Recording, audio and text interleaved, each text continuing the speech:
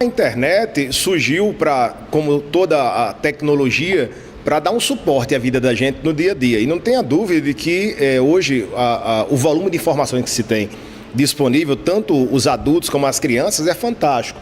E a gente não pode demonizar a internet em função do que tem acontecido. Muito pelo contrário, tem que saber usar o recurso. E é nessa linha que a gente se preocupa, porque diante desse vislumbre das crianças e também dos adultos, começam a surgir coisas preocupantes. A gente tem que enxergar a internet como uma extensão do mundo real. A gente costuma dizer que muita gente fala em crime virtual, por exemplo. Não existe o crime virtual. Existem situações reais em ambiente virtual. Então, do jeito que nós estamos expostos hoje, na vida real, no mundo real, o mundo virtual também traz um monte de coisa boa, mas também um monte de coisa ruim. A internet é uma extensão de coisas boas do mundo real, mas também pessoas com más intenções estão na internet. E é sobre isso que a gente precisa refletir.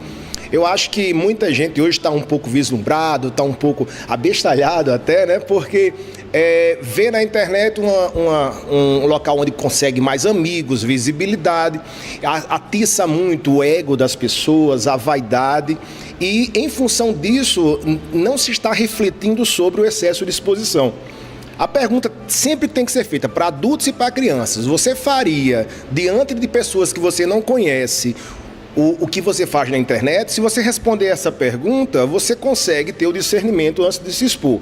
Então, são vários pontos que a gente pode abordar. O primeiro é principalmente a superexposição. Pais superexpondo os filhos desde que nascem e se expondo também. Felizmente, em Currais Novos, nós não temos ainda o que tem acontecido nas grandes capitais, que é, por exemplo, pessoas que mapeiam a vida das pessoas em função de redes sociais. E aí nós estamos referindo não só às crianças, mas aos pais também.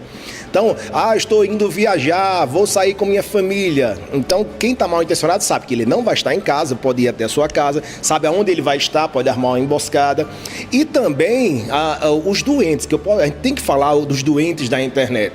Você não deixa seu filho numa praça em Currais Novos e está um pouco suscetível, se você vira o olho dele, correr para a rua, de aparecer alguém, fazer uma coisa que não deve. Agora imagine uma super praça com milhões de pessoas. Hoje nós temos mais de 2 bilhões de pessoas no Facebook. Hoje nós temos mais de 1 milhão de pessoas no Instagram.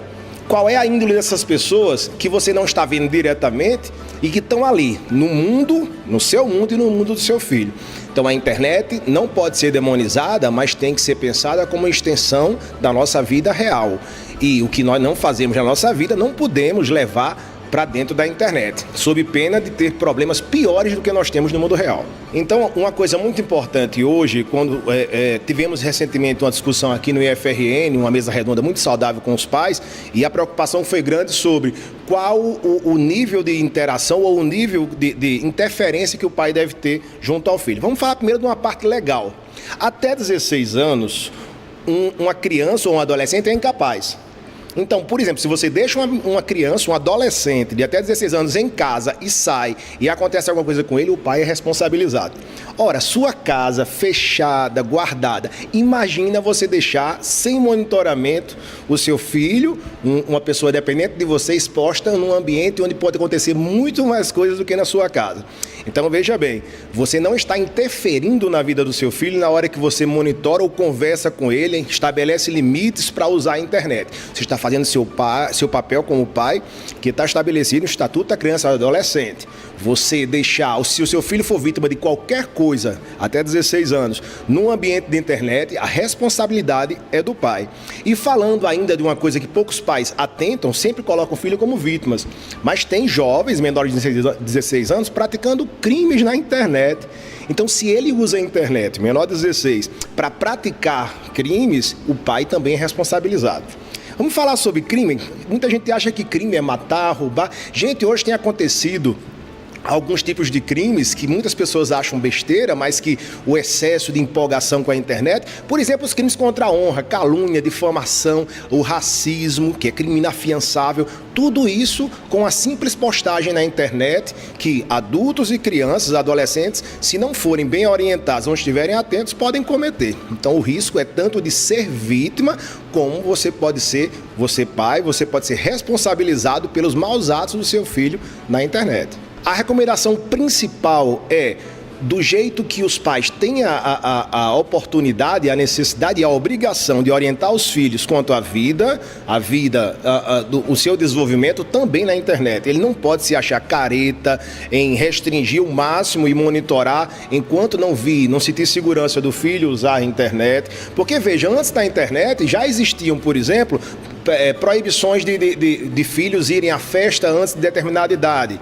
O pai dizia, falava o que poderia acontecer ali e às vezes o filho fugia e ia para uma festa dessa. A gente sabe dessa situação.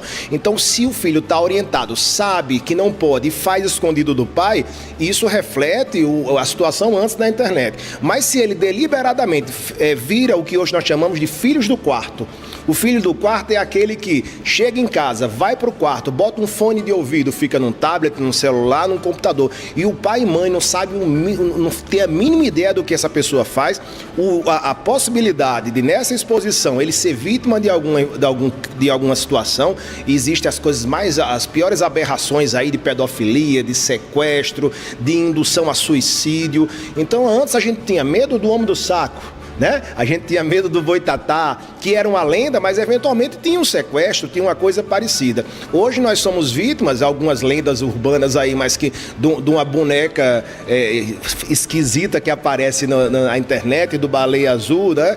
Mas dentro, por trás disso aí, existem muito mais mentes doentias. O conselho principal é orientar os filhos para, desde cedo, saber usar as redes, saber usar as mídias. E os pais são responsáveis também por dar exemplo.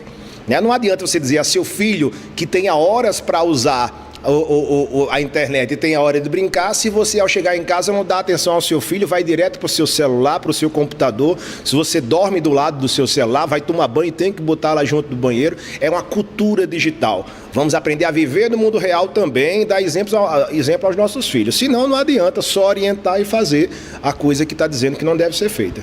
Então, além da exposição às redes sociais, da volta à cultura da criança saudável e do adolescente com vida social e vida junto aos pais, a orientação também é com relação aos golpes, né? Isso aí todo mundo está suscetível.